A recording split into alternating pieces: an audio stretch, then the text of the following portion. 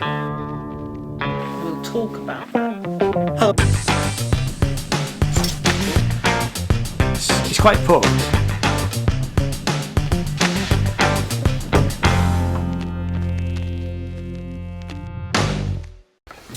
Hello, welcome to the channel. My name is Ian. I'm Jane. And Jane's back. Yay! And it's not August. So if you've never been here before, you've got no idea what we're talking about. So this channel is all about music and art, and every August, Jane and I, we are married.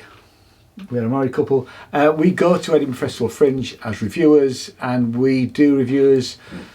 We do reviews predominantly on YouTube, but actually this is also being recorded for an audio podcast. So, Okay. So if you're listening to this, you can actually see what we look like if you go on our YouTube channel, which is linked down before. Yeah, right. So the reason it's not August, and so the reason we're doing this, there's a couple of things here. One is that we don't, once we've seen a show, we don't tend to go back and review it again. No. I don't think is this the first time we've done that? Probably. think. I think maybe we've done it once before, but don't ask me what show it was because I can't remember. No. So we had a recent trip to London to see a show that we absolutely loved at last year's 2024 Edinburgh Fringe, which was Dear Annie, I Hate You. It was our number one show. It was the best show of last year's Fringe. 86 billion neurons. That's what the typical brain is composed of. A network of 86 billion neurons that all fire off in simultaneous succession to complete even the simplest action.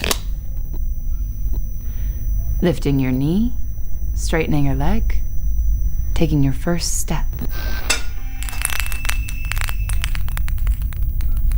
There's a lot of things that can influence the rewiring of these networks over time, but the biggest thing, the cause for the most significant change to these neural pathways, is through a life-altering experience. Annie, can you just stop? Sorry. The first time that I knew my life was about to change is when I met me.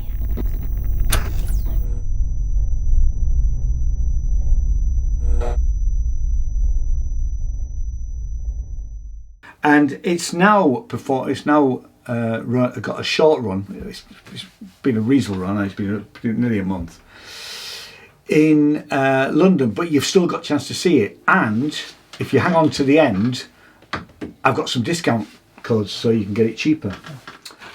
So I say it's called Dear Annie, I Hate You, and I'm just checking it off it's at the Riverside Studios, which is a really great place actually. Certain Londoners, who should remain nameless, think it's quite a way. The reality is it's Hammersmith Tube and then about a 6-minute walk, and it's nothing really. Once you get there, there's loads of stuff going on. They had a Star Wars thing, didn't they? Yeah, it was the Empire Strips Back. Strips Back, which was a burlesque show. They have films on, they have all sorts of stuff on. And we've been there once before to see a show and loved the place. We stayed and had a meal. The meal was great. Again. There's a bar. It's a bar. Fantastic view of, Hammersmith Bridge. I think it is, yeah. Sorry, I should have looked that up. Yeah. But it's, it was a lovely sunlit night. Lots of people outside having drinks, sitting, enjoying the sun. Joggers, cyclists. Yeah. It's really buzzing. It's great, actually. It's a really great place to go. So, if people say to you, it's too far, it's not too far from anywhere, really. No. Like I say, the 6-minute walk is nothing, really. So, it doesn't say anything on the process, but we are. Go on, Jen, you can tell me. We are on the poster. Sorry. Yes, we're rather pleased that one of our quotes, one of the best things I've ever seen, features on the poster. Yeah. So just a little bit off the website, but it says, Dear Annie, I Hate You, the wickedly funny multimedia exploration in what happens when life takes an unexpected turn and all you can do is laugh. Hailed as mastery by the stage, blah, blah, blah, blah, blah. And actually this run's been getting really good reviews. So it's a two-person piece written by Sam. I always get Sam's name wrong, but is it Ipema or Ipema? Oh gosh, I never thought about that. Apologies, Sam, if you see this. Yeah, Ipema. Ipema, right. Yeah, Ipema. So- sorry, I've always just thought of her as a Sam. Yeah, so, exactly. yeah. So yes, it's and you know we're not giving anything away here. It's about Sam. It's a true story, and it's about her having an aneurysm, a brain aneurysm at 20. And the effect on her life, but we don't need to We don't need to say any more than that, No. because we can only encourage you to go and see it. Yeah. It is wickedly funny, and the reason we've gone back to look at it again is Edinburgh. Most Edinburgh shows, I say most but not all, are about an hour, and it was an hour. It was a 50-minute show, and Sam's rewritten it and extended it to a 70-minute show. So that was the reason that we went back to see it. And it was a year ago, so we have to try and remember what was different. I know the beginning was different and all that sort of thing, but I'm not going. And we're not going to give it all away. No, We're just because it's. And they.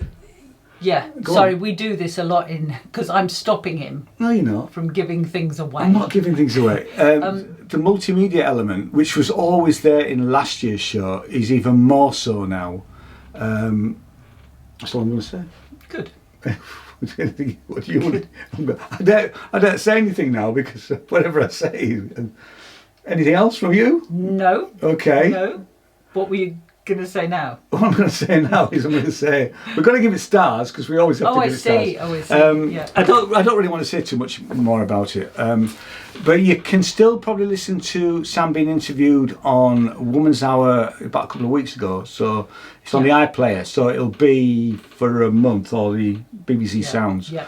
Go and listen to Sam being interviewed about it, which is really, Which really I good. actually was in the car listening to it, and so that was a great treat for me to hear her talking about it. And it's worth listening to. And it has been getting really good reviews, and rightly so. We took our youngest son and wondered what he would think about it. He's not a child, by the way. He's not a child, no, he's not. No. And he threw me there from here. Well, I mean, he's our He's still our child, He's but not. He's a fully grown man who's married. Yes, exactly. It makes it sound as though And- he's 10. And he absolutely loved it. He thought it was brilliant, actually. So yeah, and then and I don't think he realised when he was watching it that it was a true story, because when we came out, he said, "I guess it's true then." So yeah. So it is. It's it happened to her.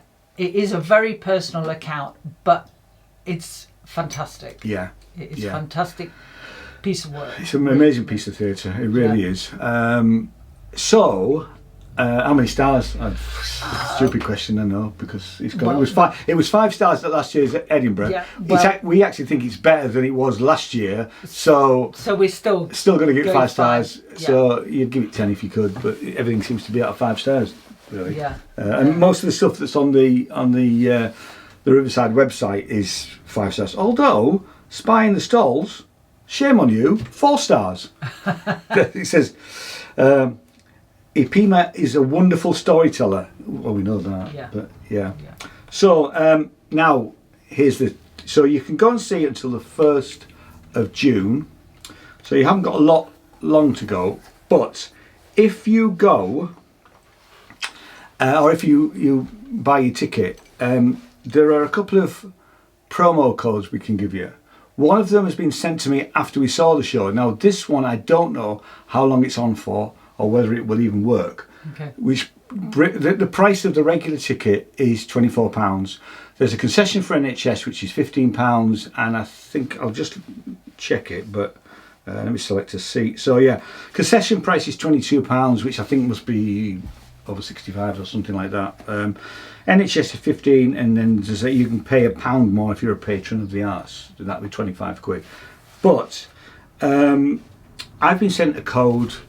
And to get the price tickets at £10, and let me just find where it is. Tell you exactly where it's. Just talk among yourselves for a minute. So yeah, it's going to be all in capitals, but it's Refer 10. Okay, REFER 10, all one word. So is the 10 letters 10? Yes, I mean numbers sorry, yes, 10 it is or numbers 10. written? Yeah, numbers 10. Yeah. So 10. So, like I say, that may be limited. I don't know whether it's limited to one person or 100 people or however, or it does say it's limited. Try that. If that doesn't work, and the other code will work right the way till the end of the run, and that is Annie 15. So it's ANNIE, all in capitals, 15, no space. 15. 15, yeah. Yeah. So go see it. It's absolutely brilliant. Yeah. Okay. Jane will be back in August. My usual appearance. Yeah. It's probably won't see her until then. No.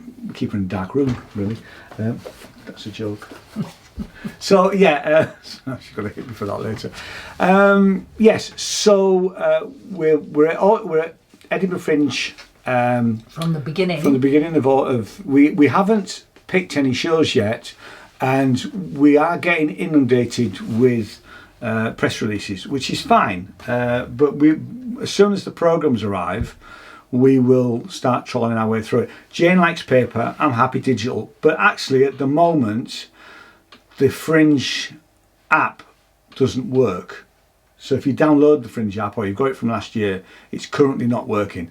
It will work before the start of it. So we're in May, so they've got a couple of months to work that stuff out. Really, you could argue it should be out now so that people can actually. Well, maybe it aligned to the paper copy, but it might be. The other thing you can do is if you signed up to the Fringe website, you can start to choose shows to go and see on there. And we will be putting some material out from last year's Fringe that we saw that was highly recommended. So we'll repurpose some of last year's videos. Only the things that we really, really liked. So they'll all be 4 and 5 stars with those shows, really. Anything lower than that we won't be repurposing, but there'll be a few. I've noticed there's a few things that we saw last year that are back again this year. And we are noticing already that some of the emails we're being sent by the press offices, etc. The runs start from the 18th. Well, we're there for the first half of August, so sadly we're not going to be able to see those shows, but because it's quite expensive and people just can't go for the whole month now, so they have to pick, are they there at the beginning of the festival or are they at the end?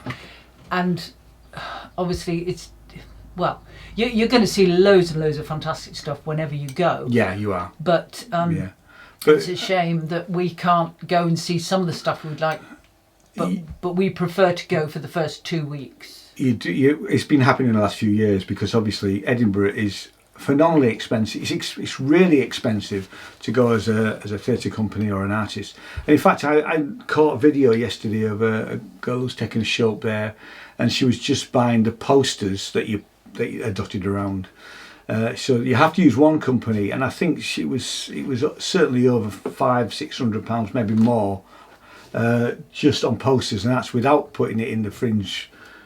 On the Fringe website and all that, which all costs. So the costs of actually going with a production are phenomenally expensive, and that's without accommodation. And accommodation in Edinburgh is ludicrously expensive.